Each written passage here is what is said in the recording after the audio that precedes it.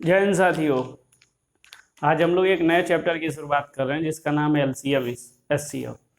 बहुत ही बेहद और इम्पोर्टेंट एक तरीके से ये टॉपिक है। और इस टॉपिक की सबसे बड़ी खूबसूरती क्या है कि इसके जो मेथड्स हैं उनमें ऐसे ऐसे रहस्य छुपे हुए हैं जिससे मैथमेटिक्स के बहुत से चैप्टर्स बहुत आसान हो जाते हैं।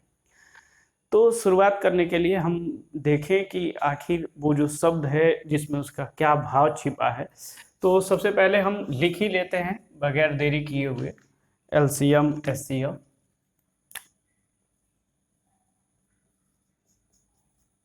ये हो गया एलसीएम एचसीएफ। अगर मैं इस शब्द को पहले लिखता हूं, जैसे एलसीएम के बारे में लिखता हूं, तो ये हो जाएगा लीस्ट कॉमन मल्टीपल।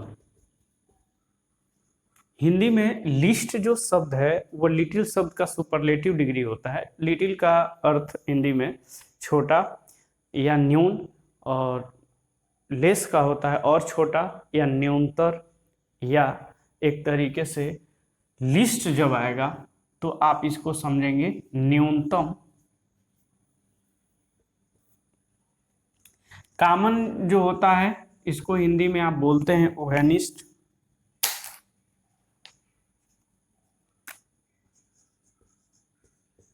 ओहेनिस्ट। और मल्टीपल जो होगा इसको आप बोलेंगे गुणज। सबसे गुणज के साथ साथ एक और इम्पोर्टेंट बात, आप इसको अपवर्त भी बोल सकते हैं या पहाड़ा भी बोल सकते हैं। ये बोल सकते हैं मल्टीपल यानी जो संख्याएं हैं उनका गुणज जाएगा। अब समझिए कि वाकई में ये एलसीएम है क्या, इसका उपयोग क्यों होता है। सबसे पहले एक बात कि जो जीवन है और जो जीवन है उसमें एलसीएम कैसे रोल प्ले करता है।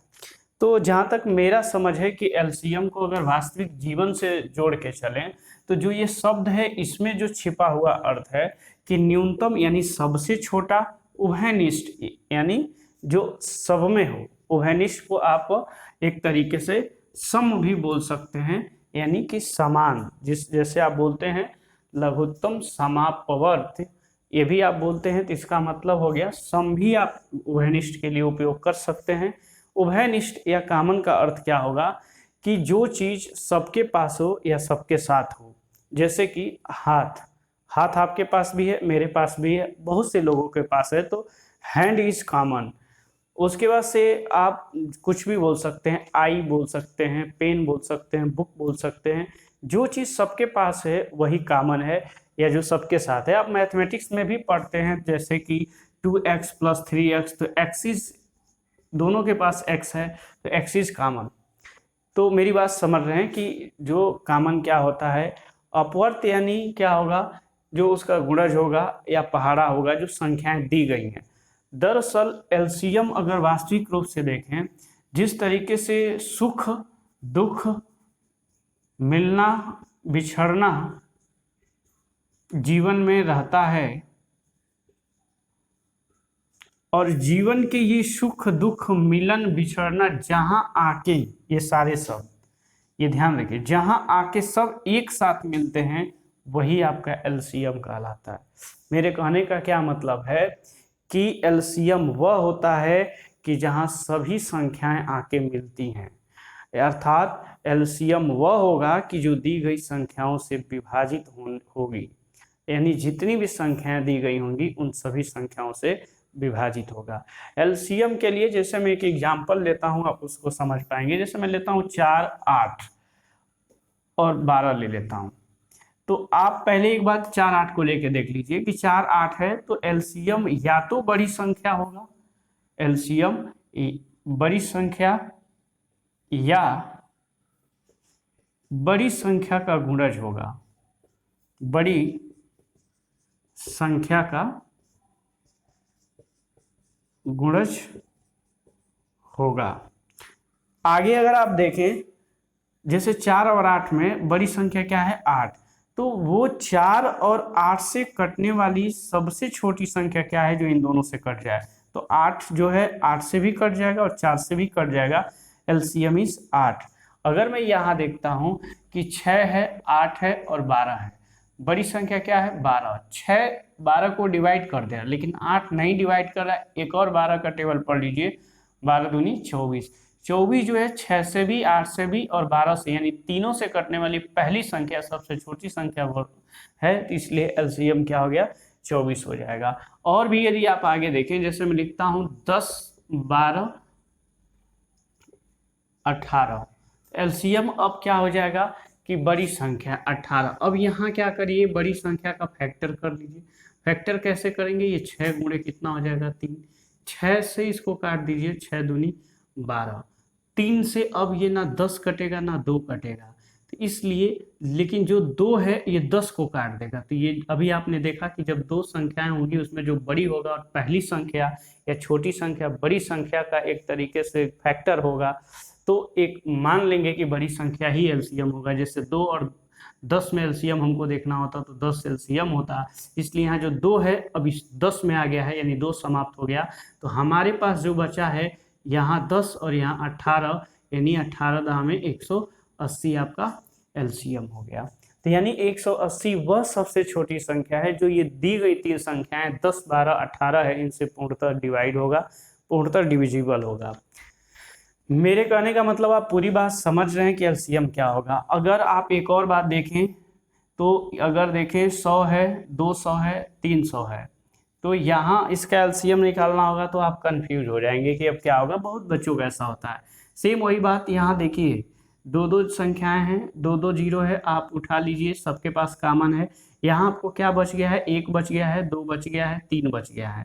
अभी आप 1 2 3 का मल्टीप्लाई कर देंगे तो क्या हो जाएगा 600, यानी 600 क्या हो जाएगा एलसीएम होगा। या 300 100 से कट जाएगा, 200 से नहीं कटेगा, 300 का एक और मल्टीपल पढ़ लीजिए, 600 हो जाएगा। तो मेरे कहने का मतलब है कि सीधे सीधे आप ये समझ पा रहे हैं। जैसे एक और मैं इंपॉर्टेंट बात एलसीएम को लेके बता रहा हूँ जो आप बेसिक तौर पे जानते भी हैं, 4 और 6 का एलसीएम निकालना हो। 4 और 6 के एलसीएम में आप जानते हैं कि 4 को मैं लिख पाऊंगा 2 × 2 और 6 को मैं लिख पाऊंगा 2 × 3। यहाँ 2 कॉमन है, यहाँ 2 कॉमन है, एक 2 हम यहाँ लिख लेते हैं, यहाँ 2 है और यहाँ 3 है, तो फिर से मैं लिख लेता हूँ 2 और फिर से एक और जो 3 बचा है उसको लिख लेता हूँ। एलसीएम में जो कॉमन होता है उसको भी लिखते हैं, इंपॉर्टेंट पॉइंट है। एलसीएम में जो कॉमन होता है उसको भी लिखते हैं, जो कॉमन नहीं होता है उसको भी लिखते हैं। यहाँ 2 इसके पास भी था, इसके पास भी था, दोनों के पास था, मैंने लिख लिया। यहाँ 2 है, यहाँ 2 नहीं है, फिर भी लिख लिया। यहाँ 3 है, यहाँ 3 नहीं है, फिर भी मैंने लिखा।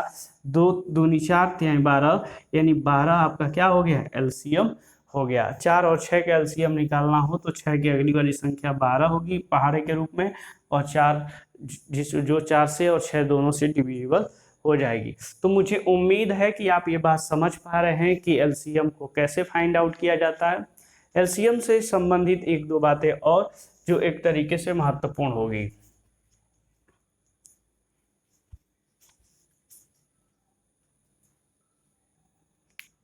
अब जल्दी से हम ये समझ लेंगे कि एलसीएम में और इम्पोर्टेंट बातें क्या है।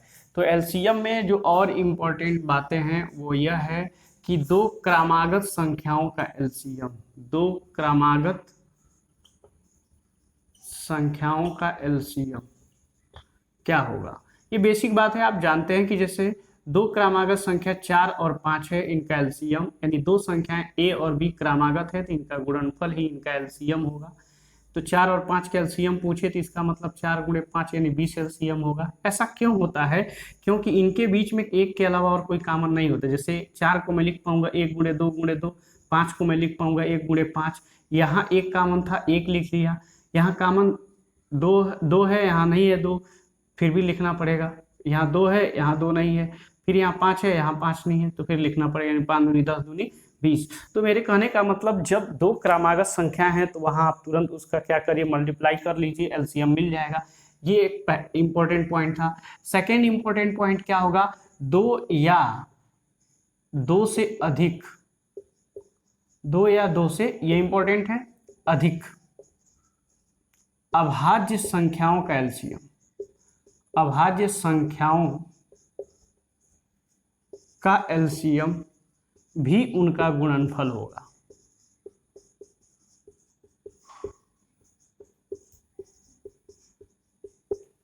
गुणनफल होगा। इसका मतलब क्या है कि जो संख्याएं अभाज्य होंगी, और अभाज्य संख्याएं क्या होती हैं कि ऐसी संख्याएं या ऐसी संख्या जो केवल और केवल एक और स्वयं से विभाजित होती हों, अर्थात जो केवल और केवल दो गुणनखंड रखती हों, अभाज्य संख्या कहलाती है। A number which has two factors जो one and itself are, a number is divisible by one and itself is called prime number. तो ये मेरी बात आप समझ गए हैं। मैं लिखता हूं दो अभाज्य संख्याओं को, 2 और 3 अभाज्य संख्या हैं, 2 3 6 हो जाएगा एलसीएम। 5 और 7 अभाज्य संख्या हैं, आप लिख सकते हैं 5 7 35। मैं लिख सकता हूं 2 5 11। तो अभी आप देखेंगे तीनों अभाज्य संख्या एलसीएम पूछेगा तो हो जाएगा 5 दूनी 10, 11 दाम 110, 110 एलसीएम हो जाएगा। और इसका मतलब ये हुआ कि इन तीनों से कटने वाली यही सब छोटी संख्या होगी, जो पहली संख्या होगी जो इन सब से डिवाइड हो जाएगी। एलसीएम आप समझ गए हैं। एलसीएम की और एक और खासियत होगी जो हम वहाँ पढ़ेंगे जब दो संख्याओं में, यानी कि जब जहाँ एक एचसीएफ भी दिया होगा और एलसीएम भी होगा, वहाँ हम लोग बातचीत करेंगे कि जब what is relation between LCM and HCF, तो वहाँ एलसीएम के बड़े अच्छे अच्छी बातें और निकल के आएंगी। फिलहाल अभी हम एचसीएफ के बेसिक, बाकी आप एलसीएम निकालना जानते हैं कि फैक्टराइजेशन विधि से निकाल सकते हैं, और भी जितनी विधियां आप उससे निकाल सकते हैं।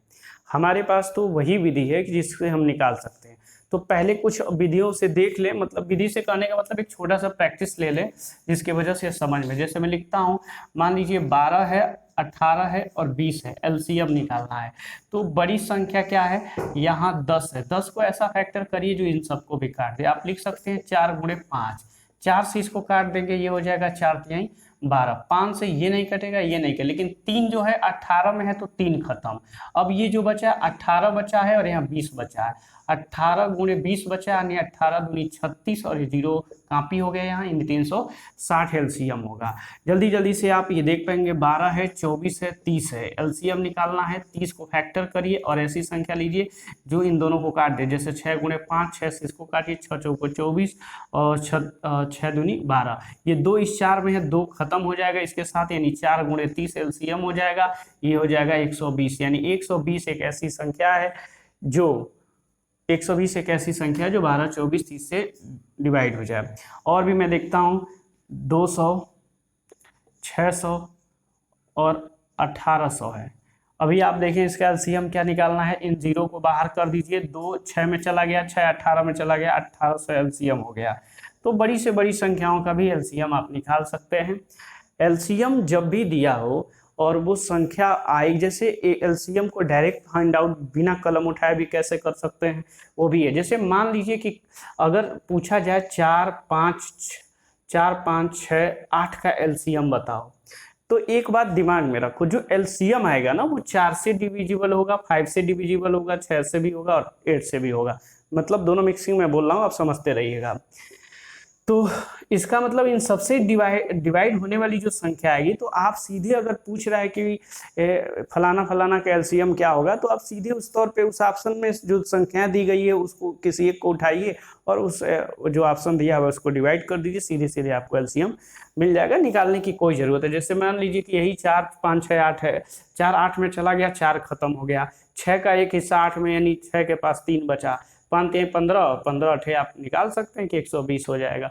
जैसे आप इसी को काट सकते हैं कि 4 गुणे 2 करना हो, 4 से इसको खत्म कर सकते थे, 2 बचा है, 2 3 6 हो गया, 5 3 15 और 15 गुणे 8, यानी 15 गुणे 8 का मतलब 15 8 120, यानी इसका एलसीएम हो जाएगा।